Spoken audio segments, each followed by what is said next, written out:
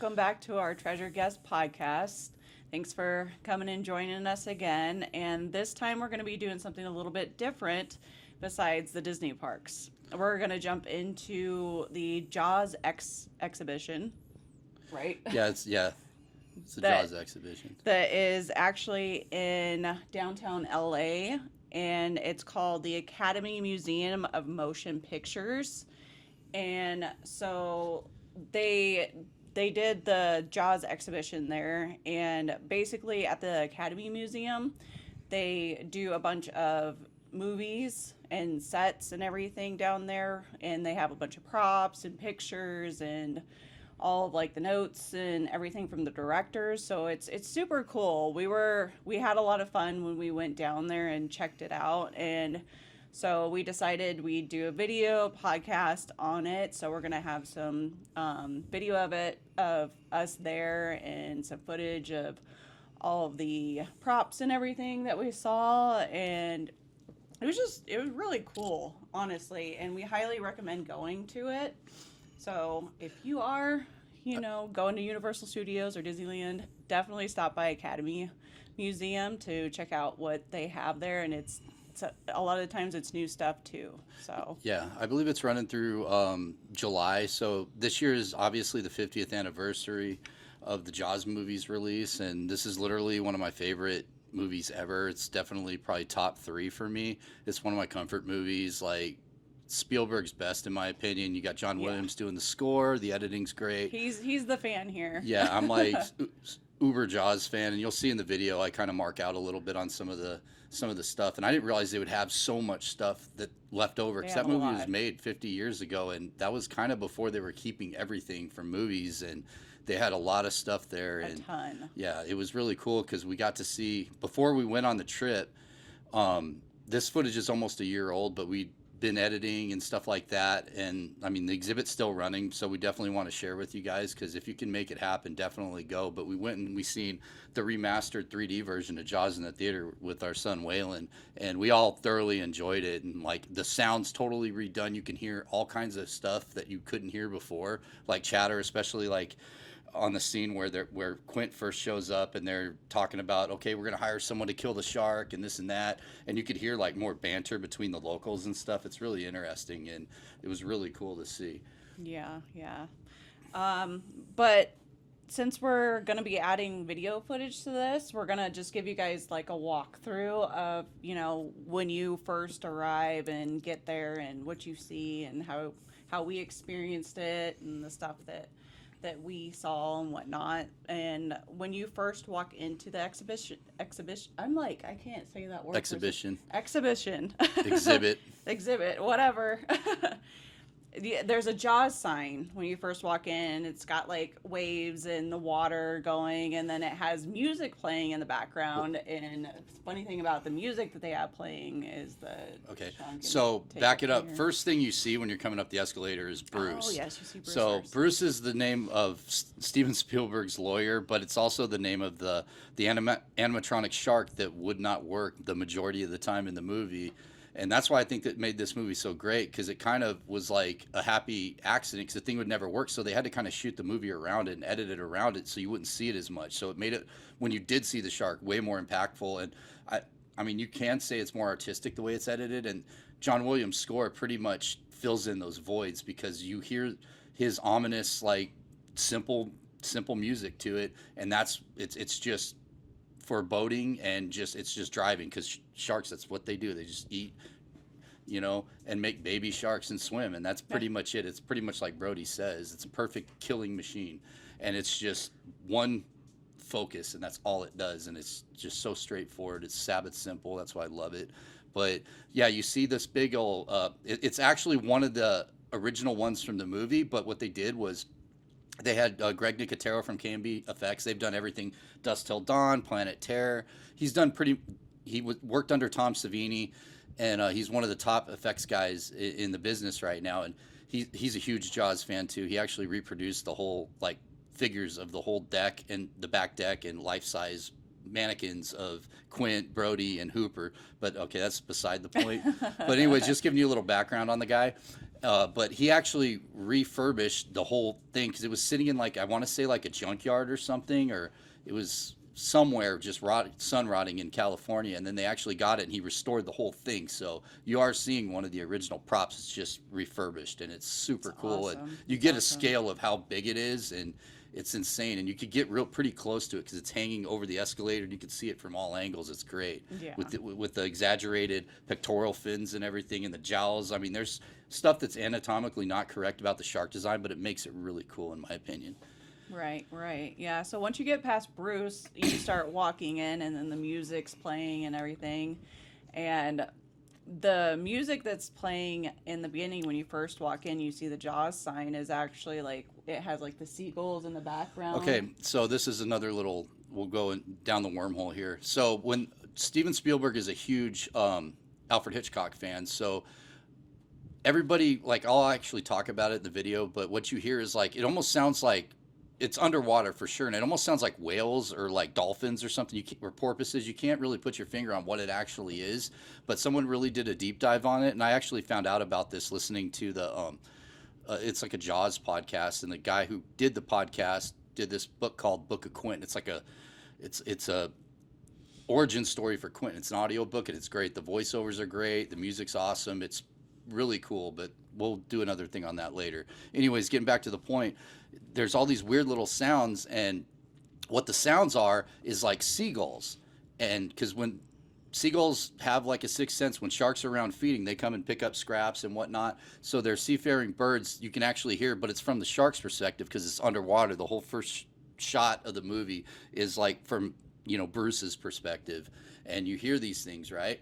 And it's pretty much the exact sound loop at the end after the shark, spoiler alert, gets blown up by Brody, and him and Hooper resurfaces, and then they're swimming back on the barrels, and you can hear the seagulls there too because they're eating pieces of Bruce. So it's kind of like a bookend on it the way they shot it, but that's the actual sound you're hearing. If you turn it up, you can really hear it. You can't hear it on the soundtracks. I think the original pressing of the vinyl, you can actually hear that. It's real rare, but it's interesting. It's just a stupid little thing that's super interesting to Yeah, me and because I that's love it's diving down crazy into that because stuff. like you didn't even figure that out Mm-mm. until like what, like this year or No. something, or last year, like No. just recently, Yeah. that it was like seagulls underwater making But like those tying noise. it into Alfred Hitchcock, the movie The Birds had like a similar type soundtrack, and they actually think he ripped that sound loop from The Birds, like from Bodega Bay. That's where that was filmed. But they actually think he ripped that actual sound loop from The Birds and just inserted it because he's such a fan of Hitchcock, which Maybe, is freaking awesome. maybe I wouldn't be surprised. If I ever Yeah. meet Spielberg, that's one of the questions I would ask him. And I'm sure he's like such a film buff. It's plausible. Talking All to right, me. so basically, like the sounds that you hear, like the little, everybody thought it was like whales and stuff initially on the first pressing of the soundtrack, but apparently someone did a lot of research and found out that it's actually seagulls, but you're hearing it from the shark's perspective underwater. And then you can hear the same type of seagulls. It's almost the same sound loop as the actual stuff at the end when they're swimming. In my opinion, I think it's super cool. So when you get past the first part of it and you see the Jaws sign, immediately you're hit with like a photo op of the beach and the hand. You can put your own hand over the little hill of where like the girl got Yeah, murdered. Chrissy Watkins, like the first victim that the deputy finds where he's blowing the whistle, and him and that Brody and that preppy guy are like walking around looking for her because she disappeared. They didn't know she was, passed away yet, but you hear Hendricks. I think his name's Deputy Hendricks, I think is his name. But he's blowing the whistle, and then they run out there, and that doofus that was with her, they find her, and then she's all like I'm not wrapped up. drunk. Yeah, that guy. I'm sort of passed out. No, sir, that idiot. Anyways, but yeah, I always thought that guy was a tool. But what's cool about it, they had a prop hand in the movie, and they ended up not using it because it didn't look real. So they had this photo op. They had something similar to it where they shot it and they just, brought the girl's hand up, and there's like crabs and stuff, and it's all mangled kelp and seaweed. Yeah, and it was just, funny because like a lot of people like walked by it and You're didn't like, know "What is like this?" what it was. So like the employees had to like tell people like this is this scene from the movie, and this is how you take the picture. And So a lot of people just kind of like walked by it, and then all of a sudden people started realizing like, oh, that's a photo op, and you do this, and so Yeah. that was pretty cool. And then right next to it is the buoy, that she was hanging on to when Bruce was trying to her up. chomp her down. Yeah, yeah. So the actual buoy's there, and it's cool because she actually signed it. And I'm like, oh, I wonder if this is a replica. And I just about lost it. And I'm like, holy crap, that's the actual one. And I mean, it's crazy that they had enough wherewithal to save these things. I'm sure like collectors probably like went and scavenged the sets afterwards and just grabbed stuff from the movie. But I think it's just super cool to get that close to a lot of the stuff that, I mean, it was made in what, 75. It's insane, and they had it, and it's just like literally, you could literally almost touch it. I didn't, but like I wanted Well, to. you could basically. You could literally do it, but I didn't want to get thrown out yet, because there's so Yeah. much cool stuff. I was just like sensory overload. You're gonna notice I'm like real quiet in the videos on the audio we do have, and she did most of the shooting, which is good because I was totally Yeah. like overstimulated, and I'm just It like was like trying being to at soak it in. Disneyland for the first time. He was just like, "Oh my god, oh my No, god, oh my god." it was more because this movie's like up. It's literally probably top 3 favorite movie for me. It's my summer comfort movie. That's why I kick off the summer with when it gets warm. I throw on Jaws on the weekend.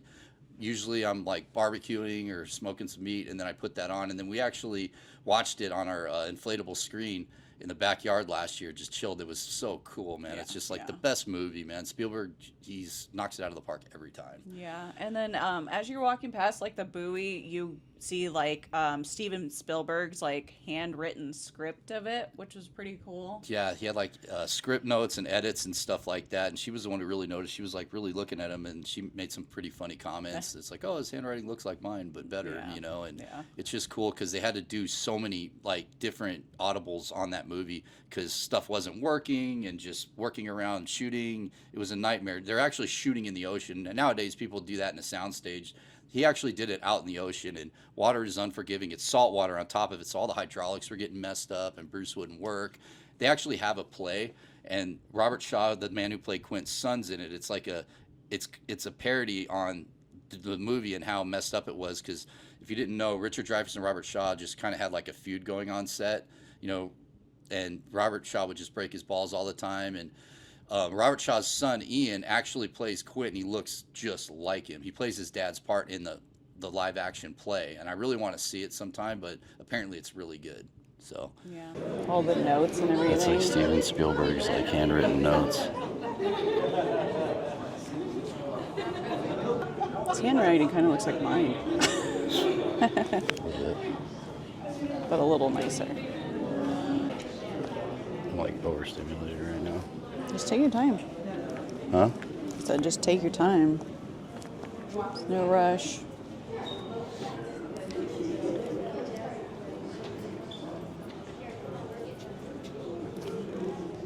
And then as you get past like his scripts, you get into more of the concept art, and then Yeah. there's a bunch of pictures of like the Martha Vineyard. Martha's Vineyard, that's where they shot it. That's where Amity is. So they have all of that up on the wall. And then as you walk past there, you run into Brody's badge. Yeah, They that was also have super cool. that hanging on the wall, which was awesome to check out. And then as you keep going, you see like the underwater cameras, and that was pretty neat. That thing Those looks things are huge. Yeah, it was massive, and it's like, all right, this is in the '70s, so nothing's light. Everything's. I mean, that thing looked like it was like just pieced together from like an engine block or transmission or something. It looked like super heavy, but I mean, also, I mean, getting it. But once you're underwater, stuff really has no weight. But it's so cool to just see like how big those things are. Because I mean, we're shooting on a camera right now that's like this big. You know, it's the size of an electric Huge, toothbrush, huge. and this thing was It was just like a submarine, basically. Like Yeah, how it looked- big it was.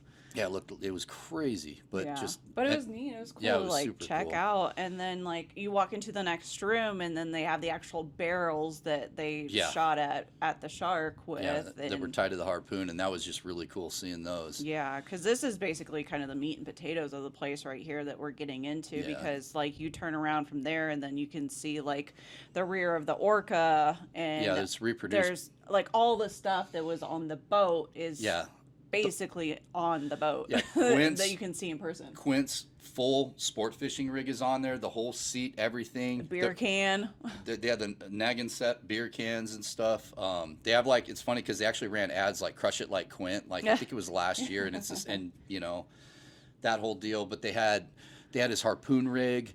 They had pretty much they had the machete that he's stabbing Bruce with when he's getting eaten, upended and whatnot. But the whole rear of the boat was like a pretty spot on replica. They had so much cool stuff on it. They had something else The too. chair that he was sitting chair. on, the shark dart. Yeah, the shark dart and the transponder are on there. I mean, freaking everything. All Every of main, it's like right there for you. You can get like as close as I am to this mic and look at it. It's like from the movie, and then you go and watch the movie. It's like, okay, 50 years later, I'm like this close to that thing. It's just freaking insane, Yeah, man. yeah, right up on it. If you're a film buff, it's. I know, and it would have been cool if you could get like on the boat and sit in the chair and maybe do like a photo op with you with the Dude. fishing pole. That would have been like so cool, but you couldn't get that close. You know what I'm really surprised they didn't have a photo op of? Like the pulpit that he is out on most of the time. They could have done a cool photo op with that. They had a really cool big blown up photo print of it that was cool, but they did one thing you could do. We didn't do it because everybody kept doing it. Where Quint talks about the Indianapolis, the sinking of the ship that he was on in World War II. You could go and sit in that. It's like the the cabin area. You could go and sit in there. It's not like the real one, but it's a reproduction. And then they have like behind us, they have like them actually talking about it, which was super rad. Yeah, so they had like the back end of the Orca, It's and essentially then like the whole front, boat. Yeah, and the front end was kind of like the inside of the cabin, which is cool. And so many people wanted to sit there. Like it was constantly full. Like everybody was just sitting in there hanging out. So we're like, I was gonna go try and recreate the monologue word for word, but it just there was too many people. It got pretty busy, but it was still cool because you could hear they have a lot of ambient music going on, and there's screens everywhere playing stuff, and like Spielberg's talking about certain scenes. It's like it's a lot, man. I didn't expect there to be that much cool stuff there. It's like I'd actually go back. I would legit go back. Yeah, and then once you get past like the Orca, then they have this like shark animatronic thing that you can control yourself. Yeah, it's like it's essentially like a little pneumatic animatronic of what Bruce. It's called a maquette. It's like a smaller version of it, and me and Waylon were sitting there playing with it. You can move his tail and his mouth, and it's I don't know, maybe that big, and it's pretty cool. It's essentially similar to what they use, but way smaller scale, and it's just fun. You can play with it, move his head, make his mouth move. Yeah, it was just nice that they had like interactive stuff there too. At the same time, you weren't just like walking and looking. Like you could walk and touch, and there's photo ops and everything. And one thing I do want to go back to real quick is that they had this really cool photo op where it was you sitting on the beach, and they took zoom. Yeah, they took like a camera and then they like zoomed it in on you, like, oh my God, there's a shark like coming. Where Brody, when Alex Kittner's getting, it has this really cool faraway zoom shot that they did on like a dolly, and they have like the same rig, and you could put your phone in there, and the attendant will help you shoot that, and you could do whatever. We'll probably splice those in because I think we got them on your phone. We do. So I try totally to splice forgot about that, and that was one of the funnest parts of it too. Yeah, and then there's people walking by in the background, and like on the first couple, but we got some pretty decent shots of it. It's cool that they just have like little stuff like that that's interactive. I was really, really impressed with this display. It was good. And then like once you're done with the shark animatronic, you turn around and then there's the actual cage that's from the movie. Yeah, that Hooper was in. Okay, so caveat to that. I think so what they did, they actually got real life people that would shoot sharks. Ron and Valerie Taylor, they're from Australia, and they did this show that was like a staple of Shark Week in the early days. I'm sure they still play it. It's called like Blue Water, White Death, and they would go, and I think they were the first people to do those chainmail shark suits, and then she got attacked and stuff. I mean, it didn't kill her, but it messed her up pretty bad, and she got bit under her mask and stuff. But anyways, these guys, they did a lot of B-reel footage, so some of the sharks the shark that you see, especially like when the shark goes in and is twisting up and getting tied up in the cage, what they did, they had a little person, and that cage is scaled down to make the shark look way bigger, because you're not going to find it. It's hard enough to find great whites in the wild, so they had like probably a 15-foot great white, but it's scaled down half size, so it looks twice as big, and that cage is all banged up and stuff. But there is actual real footage of sharks in that movie, and you can tell when it is, because it's a lot more dynamic. It's not just face shots and quick shots. It's like full body shots, and he's getting torn up in the cage. They did a great job shooting it. Yeah, it'd been cool to be able to do like a photo op inside that cage. Yeah, too, it would. Yeah, that would be cool. But after you're done like checking out the cage, then they have like more props from the movie, like the books that Brody was reading. Yeah, he was thumbing through after the initial attack, and then when he's sitting there looking and freaking out, and then Ellen comes up behind him and scares the hell out of him and wants to go get drunk and fool around. But So yeah, so they have that in there, and then you keep going, and then they have Hooper's backpack. Yeah, his rucksack. Rucksack. When he gets into Amity, they have that. It's which crazy. You would think that they wouldn't It's like- keep that right? long. It's and then you keep going, and then there's photos from the movies, like all the from locals movie. and stuff. Yeah, like all the extras and everything that you can check out. And then what's really cool too is that hanging on the wall next to that is the beach sign that says the beach is closed.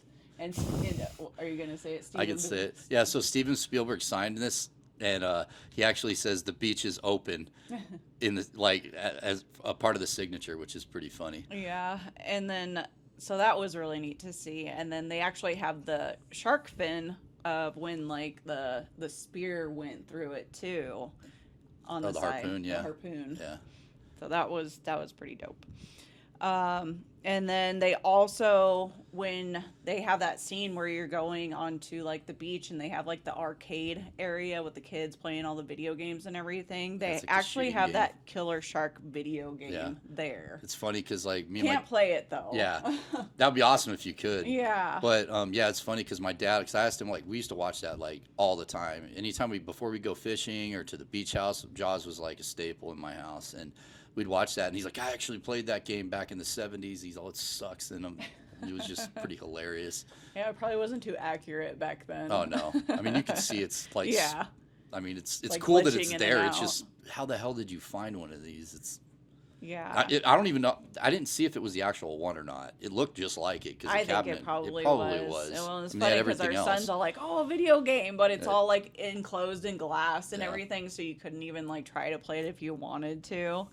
But something that you could play though is if when you walk to the other area and there's the piano and they have like the music notes, so you can play like the dun dun dun. Yeah, the John Williams score, and it lights up so you can mess with it, and it does like the tempo change, and then they have all his original charts and stuff on there, which is super cool because Yeah. you can see all these notes. And Steven Spielberg was like, it was funny because I watched a documentary on it, and he was like, John Williams was like, okay, I got it, you ready for it? He played it, and then Steven Spielberg was like, and he's all, no, just hear me out. And it's like, all right. And this is kind of what blew him up, like John Williams up, because this is right before Star Wars, like a year before Star Wars started shooting. And he had done stuff before. And side note, his son was the singer from Toto, and he also wrote Lapty Neck. Anyways, but yeah, like he wasn't like a huge thing.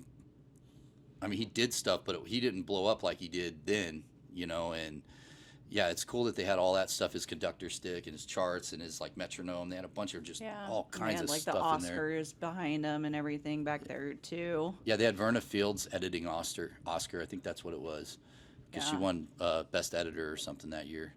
Yeah, and then something else that was really cool that was around that area is the wardrobes that Quint, Hooper, and Brody all Yeah. wore in the That's- movie. that And was- it's to scale and they had them on mannequins and everything. So it was like, wow, I didn't know he was that tall. Most of the stuff was the screen use stuff, like Quint's jacket, his I think his trousers, and then I think Brody's undershirt was, and they had his badge in another part, but Hooper, I believe it might have been his glass.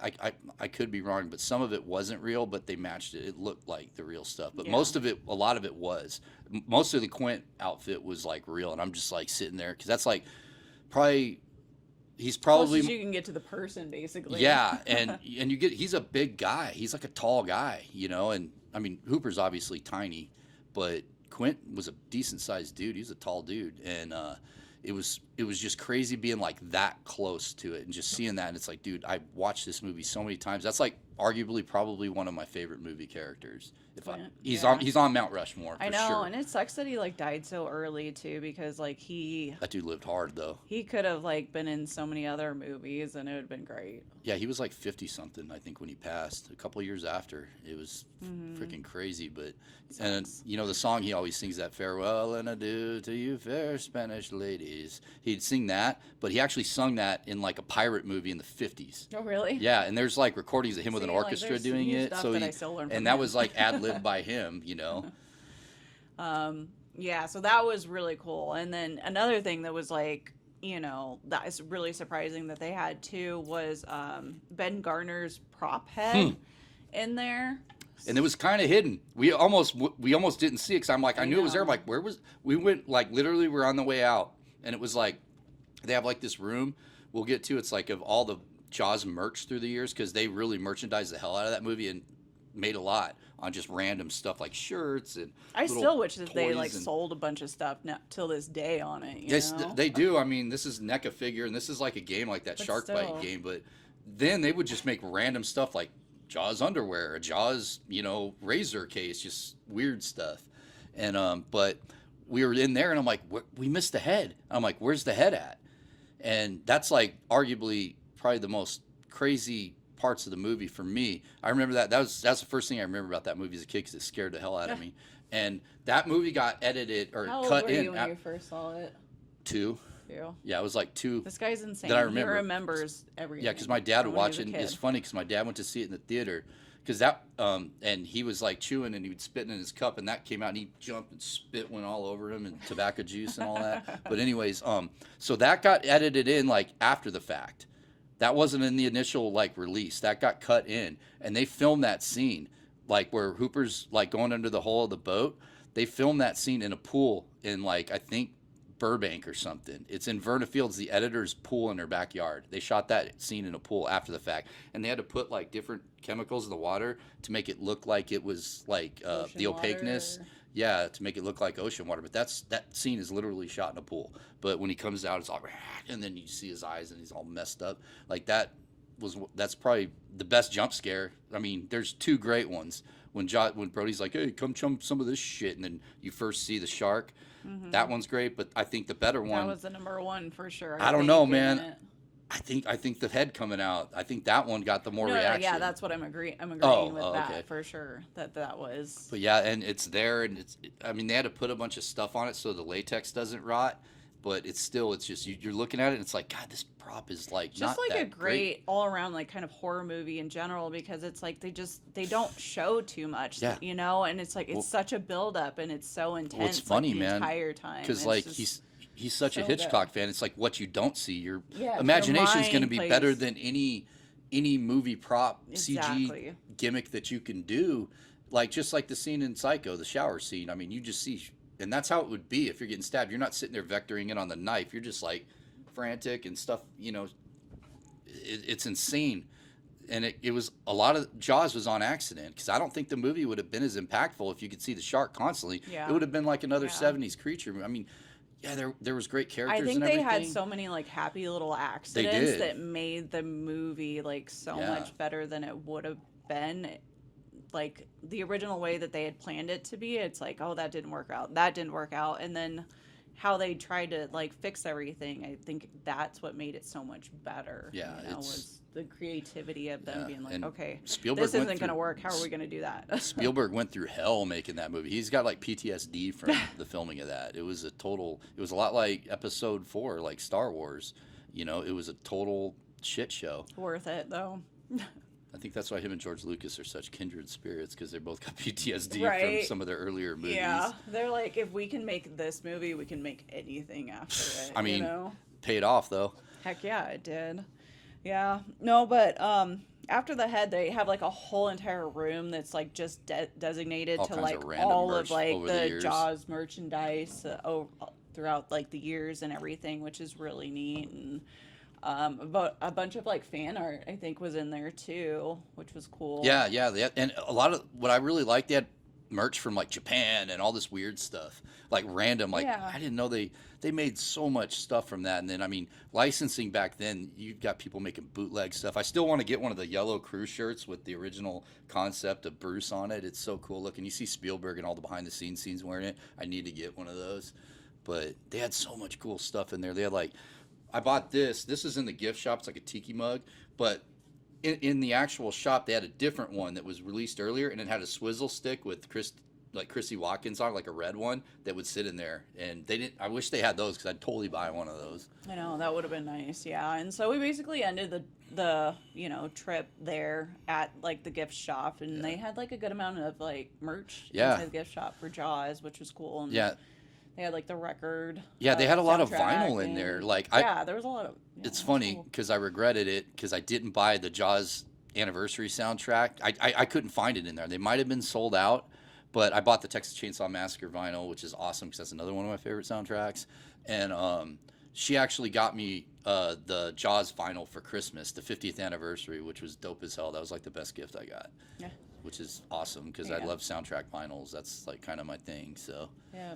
Yeah, that worked out good. yeah. But yeah, I mean that's basically the gist of it. So Yeah. I mean, if you guys are ever in what is it, the downtown LA area? Yeah, it's right across the street from the Peterson Auto Museum. That's where Biggie Smalls got shot, which is kind of weird, but it's like this big auto museum, and literally it's right next door or across the street. You could go in there and see a lot of cool stuff too. We didn't go in there, but they also had some other stuff in the museum. It's not just the Jaws stuff. There was like this cool zoetrope machine with like Toy Story, and it like spins, and all the toys are doing stuff. And then there was like a Barbie exhibit, and a then Beauty and the Beast exhibit. all kinds of stuff. And then they had Blade Runner yeah, stuff. the phone from Blade Runner. Ex Machina. It was called, the exhibit was called like I want to say like what was it, Cyberpunk. Yeah. And they had all this stuff from like these cyberpunk dystopian movies. They had like Blade Runner stuff like a suit from the original Tron movie. Yeah. They had the phone booth from Blade Runner, like some of the heads from like Ex Machina. They had like some I want to say it was the Oh, Godfather. They had like a big photo op Yeah. for the Godfather too. Yeah. So oh there's yeah, all- the whole desk, like Vito Corleone's desk and stuff, and we took photos there. And That was fun. Waylon's sitting there like he's like a wartime consigliere and stuff. It was dope as hell. But they had all kinds of cool stuff in there. I want to go Yeah. back and see what else they have. Yeah, so it's always changing, and that's what's cool about it is because I didn't know what we were in for when we went to it. I thought it was just like it was Small. probably going to be 3 like or 4 things. directed by a certain person. We had to follow them or whatever. But you get your ticket and you can go anywhere that They you don't want. rush you through it. You because Yeah, yeah, you because go at when your we own pace. Like when it's we really bought cool. tickets, it's like, okay, you had like a time, and I'm like, okay, this is gonna. I'm like, are we gonna be able to film? Because a lot of these like museums, you can't even like film in them. They won't let you take pictures or nothing. But they're just like, have at it, man. And you could mill around in there as long as you want. It's super cool. Yeah. So that was really cool. It was definitely worth it for sure, and I don't think it was too expensive to It even actually wasn't that do bad. it. It was for what it was. It was I'd have probably paid totally double. with it. Yeah, so we definitely have that like on our list of to do things like whenever we're If there's in new stuff Cali coming in there. and we're doing stuff. Yeah, we're definitely checking out. The Academy Museum They of had- Motion Pictures. Oh, they had stuff from Boys in the Hood too. They had Yes, Furious Styles yeah. balls. See? They had Doughboy's hat. They had what else? They had a bunch of stuff, just random little things, man. Yeah, so even if like you might get disappointed with the If you're place not that about you Jaws, wanted like to just check check it out. They have then- all kinds, and I Yeah. think they rotate stuff all the time. Yeah.